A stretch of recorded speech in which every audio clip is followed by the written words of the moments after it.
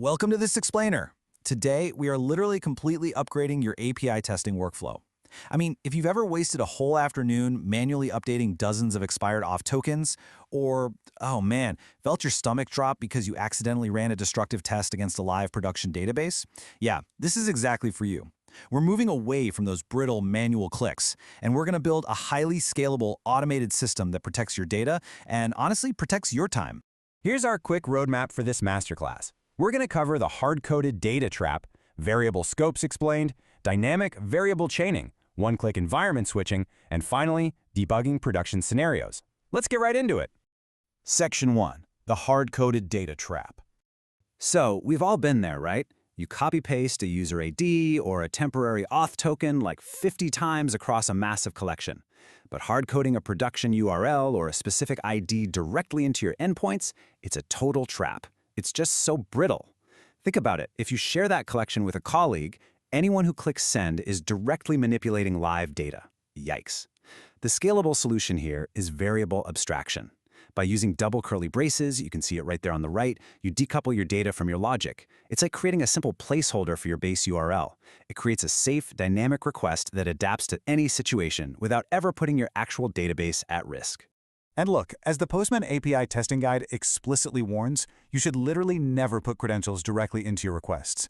Just imagine the absolute sheer panic of accidentally committing a hard-coded AWS key or a production password to a public workspace. No way. It's not just a bad practice, it is a massive security breach waiting to happen. Moving these sensitive strings into variables isn't just a neat trick, it's absolutely the foundation of safe professional collaboration across engineering teams. All right, moving on to Section 2, Variable Scopes Explained. To actually fix this hard-coding trap, we really need to understand how Postman resolves dynamic data. Think of variable scopes exactly like a company org chart, right? From the broad corporate level down to an individual's desk. Global variables apply everywhere across your entire workspace. Collection variables apply only to specific grouped requests. Environment variables? These let you quickly swap contexts, which is incredibly powerful. Then you have data variables, which are pulled from external files during automated, high-volume runs. And finally, local variables. These are kind of like temporary sticky notes. They exist only during the execution of a single script and vanish immediately after. Now, you might be wondering what happens if you have variables with the exact same name across different scopes. Say you have a variable named score in both your collection and your active environment. Well, this design is crucial. Postman intentionally forces the narrowest scope to win. This means you will never accidentally override a harmless local test ID with a global production ID. It completely removes all the ambiguity and guarantees perfectly predictable execution the second you hit send. Okay, Section 3, Dynamic Variable Chaining. Let's build a system where you literally never manually copy-paste a token ever again. Sounds good, right? Instead of manually updating tokens when they inevitably expire, because they always do, we can use Postman's built-in JavaScript engine to automate this whole shebang. Here's the magic workflow. First, you send your standard login request to authenticate. Second, you write a tiny script to parse the JSON response that comes back from the server. And third, you automatically set that extracted token as a variable. The absolute beauty here is in the simplicity. By placing just one simple line of JavaScript into your post-response script tab, Postman basically acts like your own personal automated assistant. It silently captures the newly generated token from the response payload and automatically stores it directly into your active environment under a standardized name.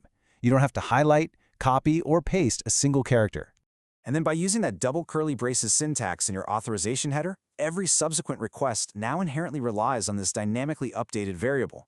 It completely adheres to the don't repeat yourself principle.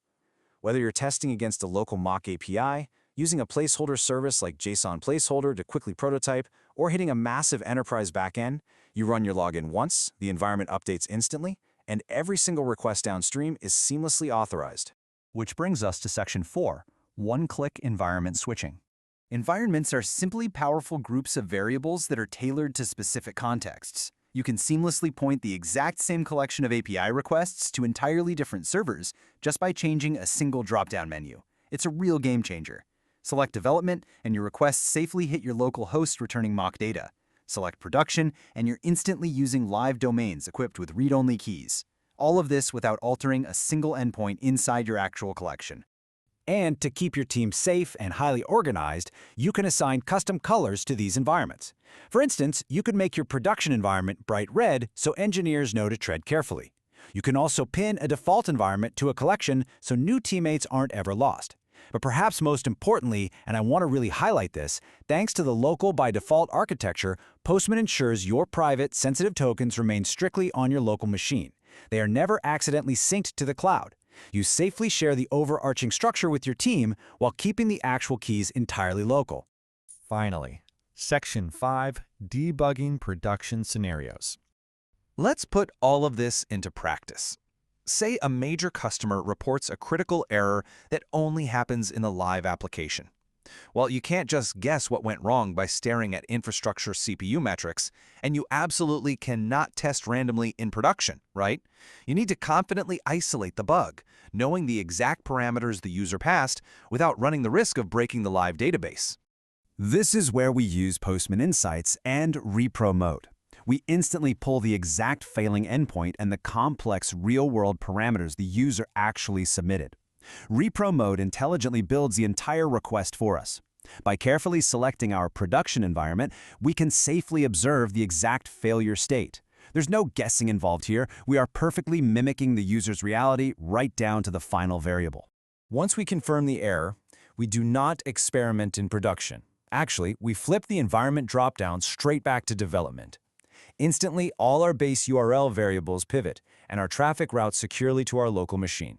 Now, we can comfortably build, tinker, and test the fix against our local server using the exact isolated parameters that caused the production failure in the first place. Finally, we fix the bug locally. But we don't just stop there. By saving this exact failing scenario as a dedicated regression test in our collection, we close the loop. We write a quick assertion against it, which means we ensure the specific bug is permanently caught in our CI/CD pipelines and never ever makes it back to production in any future deployment. You now have the full set of tools to stop hard coding and start radically scaling your testing infrastructure. You've got master scopes, dynamic chaining, and precise environment contexts. So take a hard look at your current daily workflow. What brittle manual testing processes are slowing your engineering team down today? And more importantly, what are you going to automate tomorrow?